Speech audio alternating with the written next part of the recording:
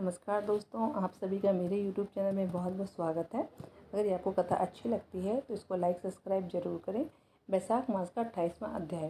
प्राचीन समय में राजा बलि और इंद्र का घोर युद्ध हुआ और इंद्र बलि को जीतकर फिर पृथ्वी पर उतथ्य ऋषि के आश्रम में गया। वहाँ जाकर उसकी मंदगामिनी गर्भिणी पत्नी से सोते हुए देखकर इंद्र काम के वशीभूत होकर बलपूर्वक उसके साथ भोग करने लगा। तब गर्भस्थ बालक ने अपने पैरों से योनि मार्ग को ढक दिया, जिससे इंद्र का वीर्य पृथ्वी पर गिर गया। और इस पर इंद्र ने क्रोधित होकर शिशु को श्राप दिया कि तू इस कर्म के करने से जन्मांध हो। तथा फिर ऋषि के श्राप से डरकर इंद्र वहां से भागा और उसको भागते देखकर ऋषि शिष्य हंसने लगे और वह लज्जा के मारे मेरु पर्वत की कंदरा में जाकर छिप गया और वहां बैठकर तप करने लगा। जब इंद्र कंदार में छुप गया तो वहां राजा बलि ने अपने गुप्तचरों द्वारा सब बातें जानकर स्वर्ग पर आक्रमण करके अमरावतीपुरी को घेर लिया और देवता को व दिक्पालों की सब विभूति को अपने अधीन कर लिया और देवताओं को सब राज्य भोगने लगे। तब अग्नि आदि सब देवता दैत्यों से दुखी होकर बृहस्पति जी के पास गए और उनको सब वृतांत सुनाया और कहा कि राजा के बिना हम सब देवता अनाथ हो गए हैं। सो आप विचारिए कि स्वर्ग के राजा इंद्र कहाँ गए और कब आएंगे।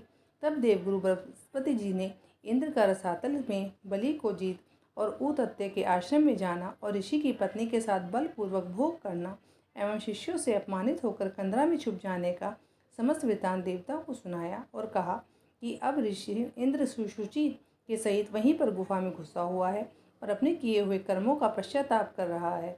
सब देवता उसी कंदरा में पहुँचे और उसमें बैठे हुए इंद्र को देखकर सब उसके बल और वीर्य की प्रशंसा विख्यात स्रोतों द्वारा उसे प्रसन्न करने लगे। सब देवता कहने लगे कि हे इंद्र, आपके बिना दैत्य ने हमें बड़ा क्लेश दिया है तथा हम स्थान भ्रष्ट होकर फिर रहे हैं।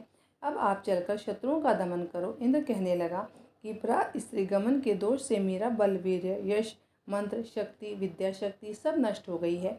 इसी कारण मैं यहाँ छुपकर निवास कर रहा हूँ। इंद्र की बात सुनकर सबने इंद्र को बल देने का विचार किया।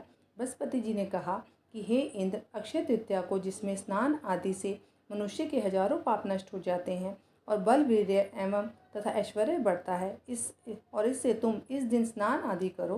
तथा बृहस्पति जी के ऐसे वचन सुनकर इंद्र ने अक्षय तृतीया को स्नान, दान आदि वैशास उक्त धर्म किया तथा इस भक्ति देने वाले धर्म कार्य से उनके बल, वीर्य सब पूर्वत बढ़ गए तथा पर स्त्री गमन दोष भी नष्ट हो गया।